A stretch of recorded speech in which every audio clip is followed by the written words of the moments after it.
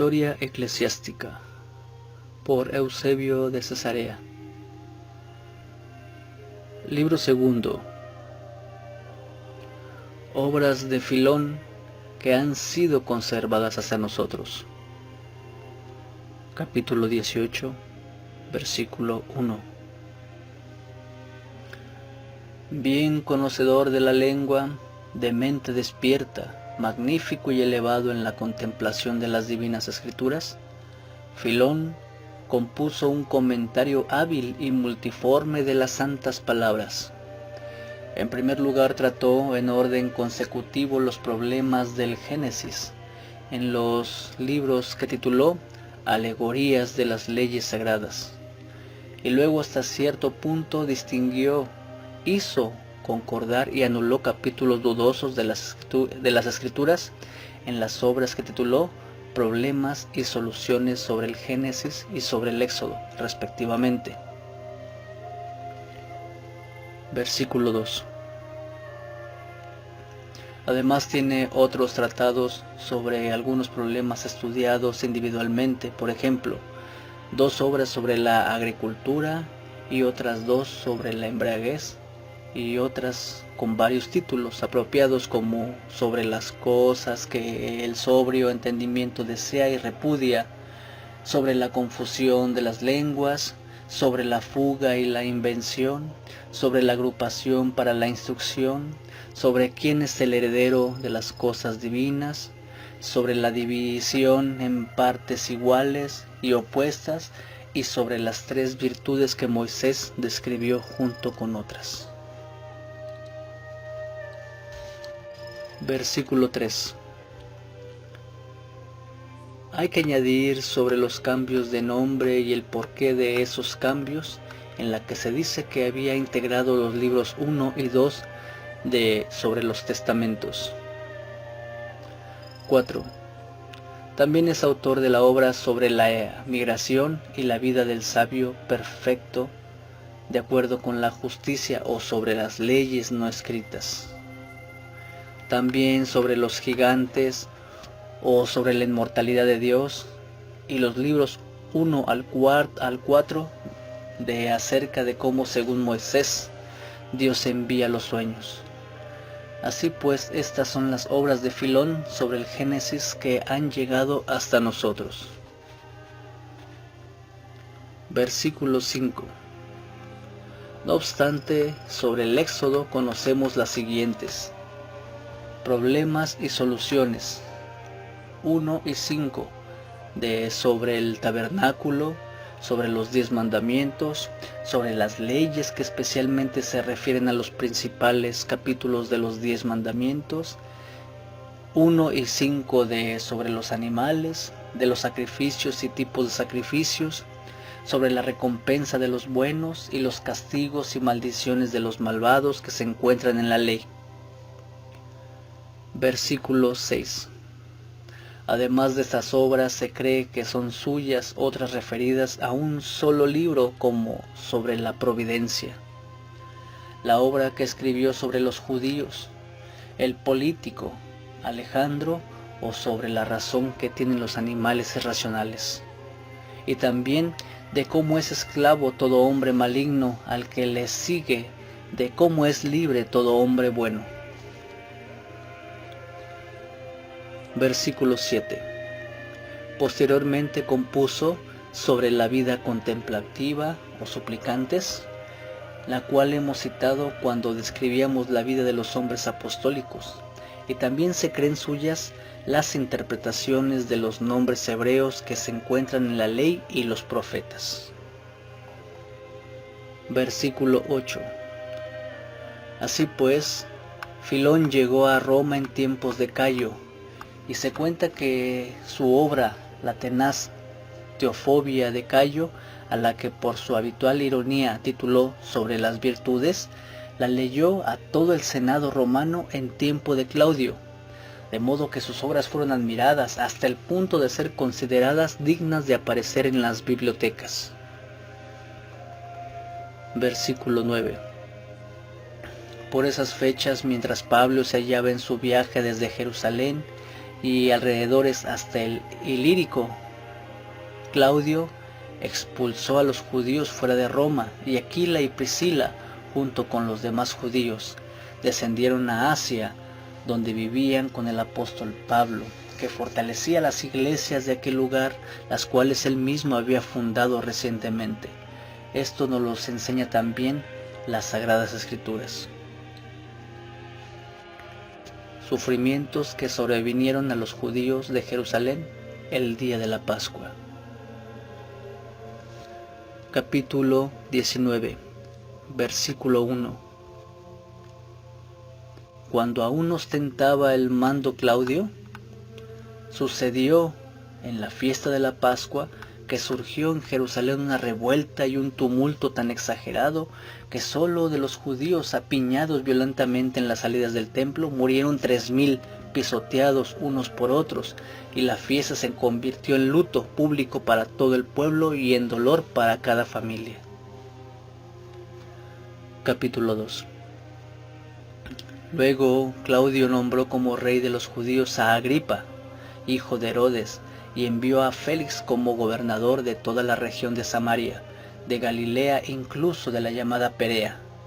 Al cabo de 13 años y 8 meses de gobernar el imperio, murió Claudio y dejó a Nerón como sucesor en el mando.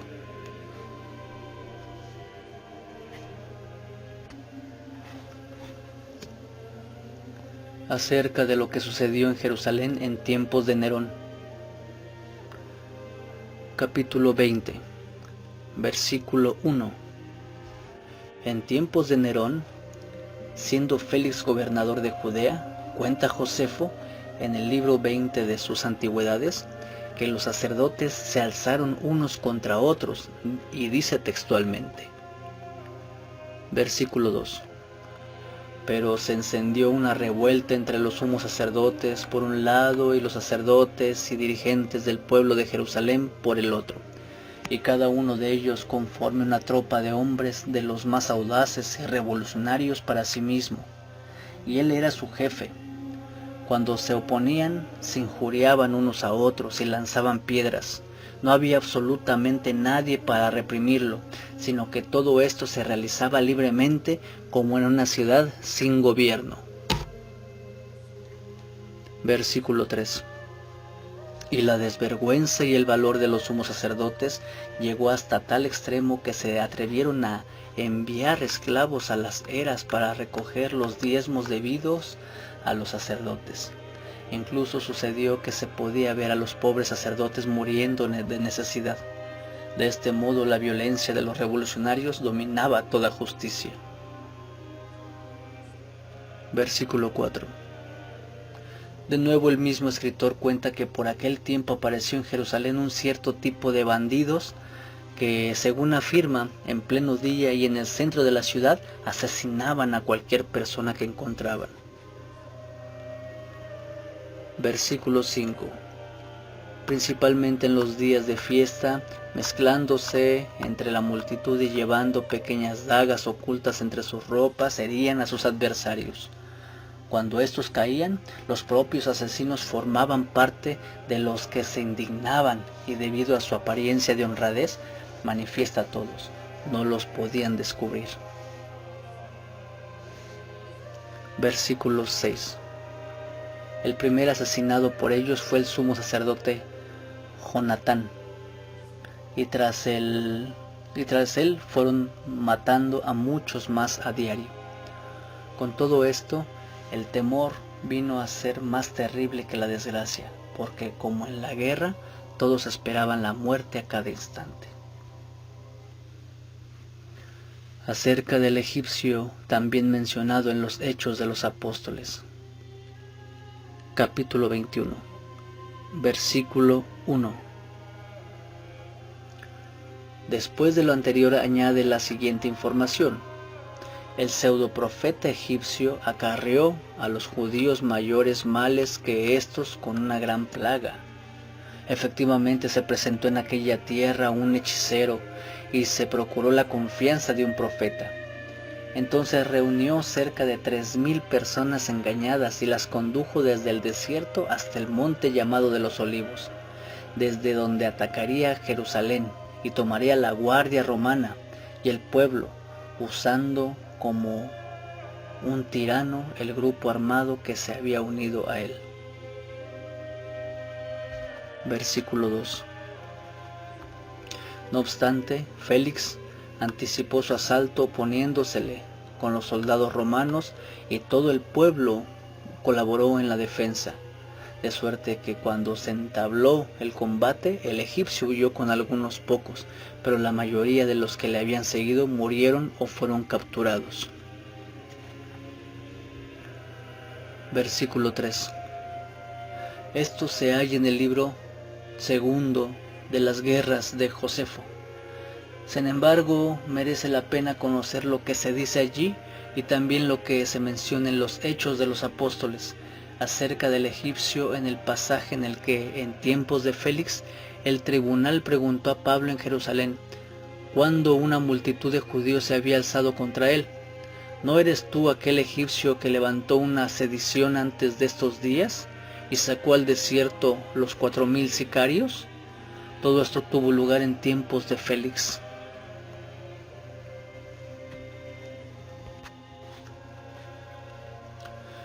Como Pablo fue enviado cautivo desde Judea a Roma y tras defenderse fue absuelto de toda culpa.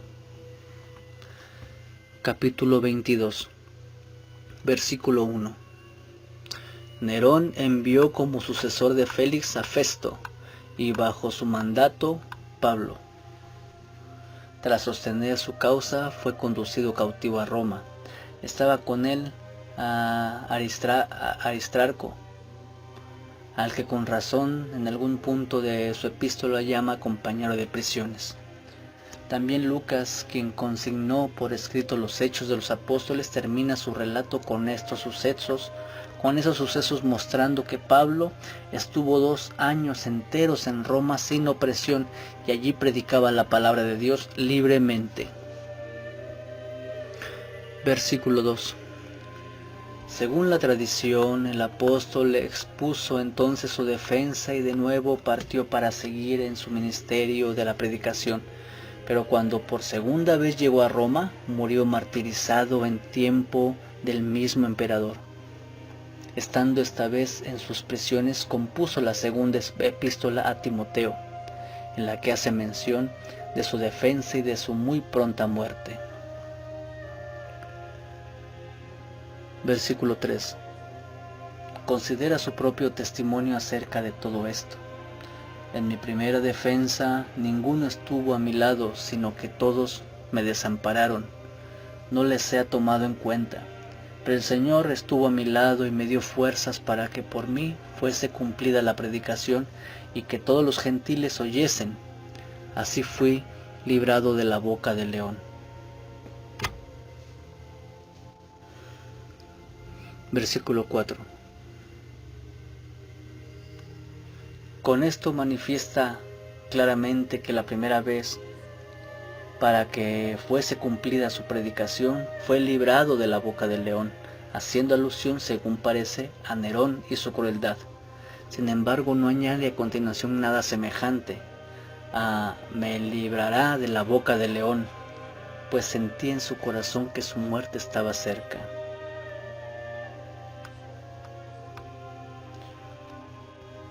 Versículo 5.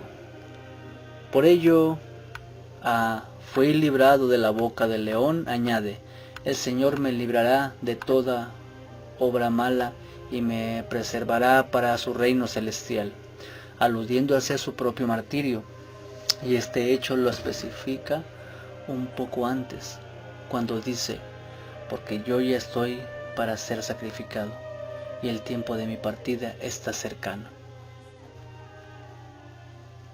Versículo 6. Ahora bien, en su segunda epístola a Timoteo dice que cuando la escribía se hallaba con Lucas, pero que en su primera defensa ni siquiera este. De ello entendemos que Lucas acabó de escribir los Hechos de los Apóstoles por aquel tiempo, contando lo que pasó cuando estuvo Pablo. Versículo 7. Esto lo decimos para demostrar que el fin de Pablo no se llevó a cabo en su primera estancia en Roma, descrita por Lucas. Versículo 8. Quizás Nerón fuera más benévolo en el principio, de modo que era más fácil que aceptara la defensa de Pablo en favor de sus creencias, pero al progresar en sus atrevimientos criminales, arremetió contra los apóstoles como contra todos los demás. Acerca del martirio de Jacobo, el llamado hermano del Señor. Capítulo 23, versículo 1. Los judíos, cuando vieron perdida la esperanza, que les animé a tramar un complot contra Pablo, que los animó a tramar un complot contra Pablo, pues este, al apelar al César, fue enviado por Festo a Roma. Se dirigieron contra Jacobo, o sea, Santiago, el hermano del Señor, a quien los apóstoles entregaron el trono del episcopado de Jerusalén. Del modo siguiente osaron actuar contra él. Versículo 2. Lo colocaron en el medio e intentaron hacerle negar la fe en Cristo ante todo el pueblo. Pero él, para sorpresa de todos, con una voz libre empezó a hablar con mayor seguridad de lo previsto y confesaba que nuestro Salvador y Señor Jesús es el Hijo de Dios. Ya no pudieron soportar el testimonio de un hombre tan grande, el cual era considerado el más justo de todos por la altura de sabiduría y piedad que había alcanzado a lo largo de toda su vida, y lo asesinaron, aprovechando la anarquía debida a que, muerto por aquel tiempo Festo en Judea, la dirección del país quedó sin gobernar y sin control. Versículo 3. En una cita de Clemente mencionada anteriormente, se ha expuesto con claridad cómo se llevó a cabo la muerte de Jacobo. En ella relata que fue lanzado desde el pináculo del templo y le golpearon con palos hasta la muerte. Sin embargo, es Gegesipo, miembro de la Asociación de los Apóstoles, quien expone más exactamente su vida. En el libro 5 de sus memorias se refiere lo siguiente. Versículo 4. Jacobo, el hermano del Señor, es el sucesor con los apóstoles del gobierno de la iglesia. A este todos le llaman justo, ya desde el tiempo del Señor y hasta nosotros, porque muchos se llaman Jacobo. Versículo 5. No obstante, solo él fue santo desde el vientre de su madre. No bebió vino, ni bebida fermentada, ni tocó carne. No pasó navaja alguna por su cabeza, ni fue ungido con aceite, y tampoco usó del baño. Versículo 6. Solo él tenía permitido introducirse en el santuario porque su atuendo no era de lana, sino de lino. Asimismo, únicamente él entraba en el templo, donde se hallaba arrodillado y rogando por el perdón de su pueblo, de manera que se encallecían sus rodillas como las de un camello, porque siempre está postrado sobre sus rodillas, humillándose ante Dios y rogando por el perdón de su pueblo. Versículo 7. Por la exageración de su justicia le llamaban justo, y oblías, que en griego significa protección del pueblo y justicia, del mismo modo que los profetas dan a entender acerca de él. Versículo 8. Algunas de las 7 sectas del pueblo, las que ya mencioné antes en las memorias, procuraban aprender de él acerca de la puerta de Jesús, y él les decía que se trataba del Salvador. Versículo 9. Unos cuantos de ellos creyeron que Jesús era el Cristo, pero las sectas a las que hemos aludido no creyeron en la resurrección ni en su inminente regreso para pagar a cada uno según sus obras. No obstante, todos los que creyeron lo hicieron por medio de Jacobo. Versículo 10. Muchos fueron los convertidos, incluso entre los principales, y por ello hubo alboroto entre los judíos, los escribas y los fariseos, y decían que el pueblo peligraba aguardando al Cristo. Reuniéndose entonces ante Jacobo le decían: te lo rogamos, sujeta al pueblo, pues se encuentran engañados acerca de Jesús y creen en él que es el Cristo.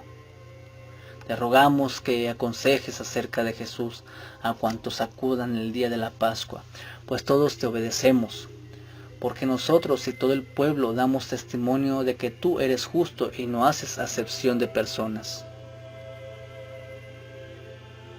Versículo 11. Así pues, persuade a la multitud para que no yerre acerca de Cristo, pues todo el pueblo y nosotros te obedecemos. Mantén en pie sobre el pináculo del templo para que desde esa altura todo el pueblo te vea y oiga tus palabras, ya que por la Pascua se unen todas las tribus, incluyendo a los gentiles. Versículo 12. De este modo los aludidos escribas y fariseos colocaron a Jacobo sobre el pináculo del templo y estallaron a gritos diciendo: tú, el justo, al que todos nosotros debemos obedecer, explícanos cuál es la puerta de Jesús, pues todo el pueblo está engañado siguiendo a Jesús el crucificado. Versículo 13. Entonces él contestó con voz potente: ¿por qué me interrogan acerca del Hijo del Hombre? Él está sentado a la diestra del gran poder, y pronto vendrá sobre las nubes del cielo. Versículo 14. Y muchos creyeron de corazón y por el testimonio de Jacobo alabaron diciendo: Hosana al Hijo de David. Pero entonces de nuevo los mismos escribas y fariseos comentaban: hemos actuado erróneamente al procurar un testimonio tan grande en contra de Jesús, pero subamos y arrojemos a éste para que se confundan y no crean en él. Versículo 15. Así gritaban diciendo: también el justo anda en error. Y con este acto cumplieron la escritura en Isaías: saquemos al justo porque nos es embarazoso. Entonces comerán los frutos de sus obras. Versículo 16. Entonces subieron y lanzaron abajo al justo. Luego comentaban: apedremos a Jacobo el justo. Y empezaron a apedrearlo, pues no había muerto al ser arrojado. Pero él, volviéndose, hincó las rodillas diciendo: Señor Dios Padre, te lo suplico, perdónalos porque no saben lo que hacen. Versículo 17. Mientras lo apedreaban, un sacerdote de los hijos de Recab, hijo de Recabín, de los que el profeta Jeremías dio testimonio, rompió a gritar diciendo: deténganse, ¿qué hacen? El justo pide por nosotros. Versículo 18. Y cierto hombre entre ellos, un batanero, golpeó al justo en la cabeza con el mazo que usaba para batir las prendas, y de este modo fue martirizado Jacobo. Y allí le enterraron al lado del templo, y su columna todavía permanece cerca del templo. Fue un testigo verdadero para los judíos y griegos de que Jesús es el Cristo. Inmediatamente Vespasiano asedió Jerusalén. Versículo 19. Esta es la amplia exposición de Hegesipo que coincide con Clemente. Jacobo fue tan maravilloso y su justicia era conocida por todos los demás de tal modo que hasta los judíos prudentes creían que este era el motivo del asedio a Jerusalén, que tuvo lugar en el mismo momento en que le martirizaron, y que le sobrevino únicamente debido al sacrilegio perpetrado contra él. Versículo 20. Naturalmente, Josefo no se abstuvo de dar testimonio escrito de estos hechos con las siguientes palabras: esto vino sobre los judíos como venganza de Jacobo el justo, quien era hermano de Jesús llamado el Cristo, porque a pesar de ser un varón extremadamente justo, le dieron muerte. Versículo 21. El mismo Josefo relata su muerte en el libro 20 de sus antigüedades como sigue. El César, cuando supo la muerte de Festo, envió a Albanio como gobernador de Judea.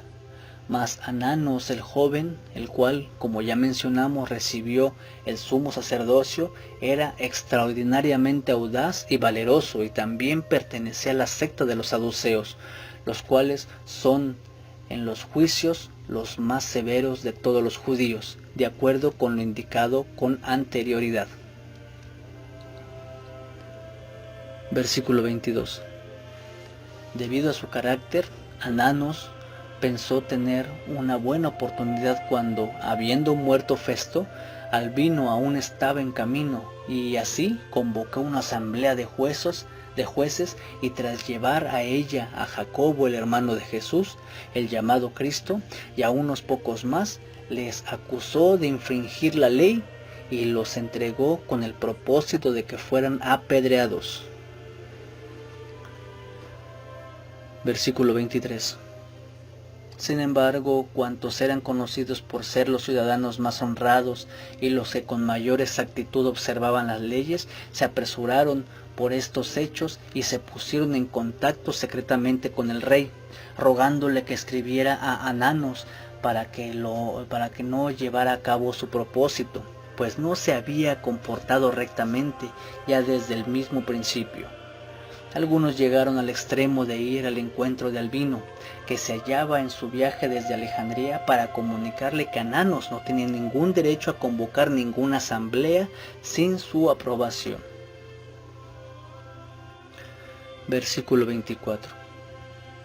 Albino se convenció de esas palabras y escribió, enojado, a Ananos, amenazándole con hacer justicia. Por ello el rey Agripa le cesó en el sumo sacerdocio que hacía 3 meses que ostentaba, y estableció en su lugar a Jesús, hijo de Dameo. Todo esto es lo que se cuenta acerca de Jacobo, o sea, Santiago, de quien se dice ser la primera de las epístolas llamadas universales.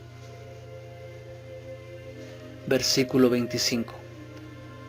Pero es necesario conocer que muchos de los antiguos no hacen mención de ella, ni tampoco de la llamada de Judas, que también pertenece a las 7 llamadas universales. Pero a pesar de ello, me consta que tanto estas como las otras se usan en público en la mayoría de las iglesias. Como Ananio fue el primer obispo nombrado después de Marcos en la iglesia de Alejandría. Capítulo 24. En el 8º año del reinado de Nerón, Aniano fue el primero en tomar por sucesión después de Marcos, el evangelista, el gobierno de la iglesia de Alejandría. Acerca de la persecución bajo Nerón, con la que Pablo y Pedro se adornaron con el martirio por la religión. Capítulo 25, versículo 1. Cuando el poder de Nerón estuvo bien afianzado y habiendo llevado a cabo actos profanos, se armó contra la mismísima religión del Dios del universo. No obstante, está fuera de los objetivos de la presente obra el relatar los extremos de su perversidad. Versículo 2. Porque gracias a que muchos lo han relatado con gran precisión, quien lo desee podrá examinar perfectamente en sus escritos la extremadamente funesta locura de este singular hombre, el cual dirigido por ella, causó la destrucción a muchos sin razón alguna, y a tal punto llegó su sed de asesinato que no se detuvo ni ante los parientes más cercanos y amados, sino que hizo sufrir con distintos tipos de muerte a su madre, a sus hermanos y a su esposa, junto con muchos otros familiares, como si se tratara de adversarios y enemigos. Versículo 3. Pero a todos estos detalles falta añadir acerca de él que es el primer emperador en proclamarse enemigo del culto a Dios. Versículo 4. A él de nuevo lo menciona el autor latino Tertuliano cuando dice lo siguiente: revisen sus memorias históricas. Allí observarán que Nerón fue el primero en perseguir esta creencia, especialmente cuando hubo sometido todo el Oriente y era inhumano con todos. Para nosotros es un gozo tener a este causante de nuestro castigo, pues la persona que le conozca sabrá que nada que no fuera un gran bien podía ser condenado por Nerón. Versículo 5. Según todo esto, el proclamado primer luchador en contra de Dios, entre muchos más, se ocupó en dar muerte a los apóstoles, pues se cuenta que Pablo fue decapitado en la misma Roma y Pedro a su vez fue crucificado bajo su mando. A este relato viene secundado por la denominación de Pedro y Pablo para los cementerios, que se mantiene todavía hoy en aquel lugar. Versículo 6. También lo afirma, y no con menor certidumbre, un varón eclesiástico llamado Cayo, que vivió durante el obispado en Roma de Ceferino. Este Cayo, en una disputa escrita con Proclo, jefe de la secta de los catafrigios, habla acerca de los lugares donde se hallaban los santos restos de los apóstoles que hemos mencionado y dice lo siguiente. Versículo 7. Pero yo puedo mostrar los trofeos de los apóstoles, pues si desean ir al Vaticano o al camino de Ostia, verás los trofeos de aquellos que fundaron esta iglesia. Versículo 8. El obispo de Corinto, Dionisio, en su correspondencia con los romanos confirma el hecho de que ambos, Pablo y Pedro, fueron martirizados al mismo tiempo, como sigue.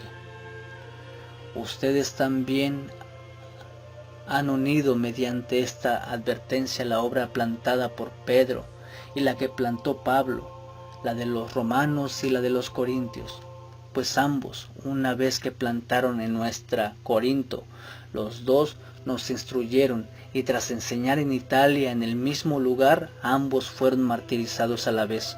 Sea esto también una confirmación de lo que hemos mencionado. Cómo los judíos sufrieron muchísimos males y cómo suscitaron su última guerra contra los romanos. Capítulo 26, versículo 1.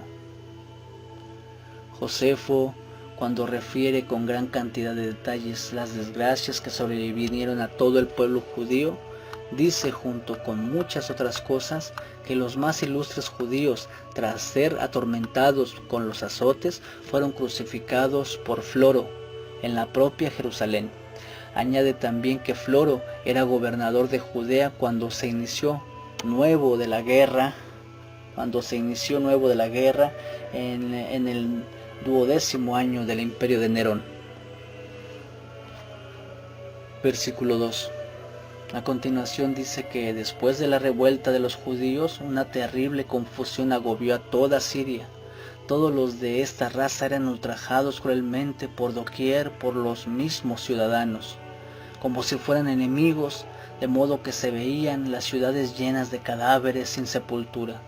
Cuerpos de ancianos muertos se hallaban lanzados junto con los niños, y de mujeres con sus vergüenzas descubiertas, y la provincia entera estaba repleta de desgracias inexplicables. No obstante, la fuerza de lo que se estaba forjando era peor que los crímenes del momento. Hasta aquí, Josefo. Esta era la situación en que se encontraban los judíos.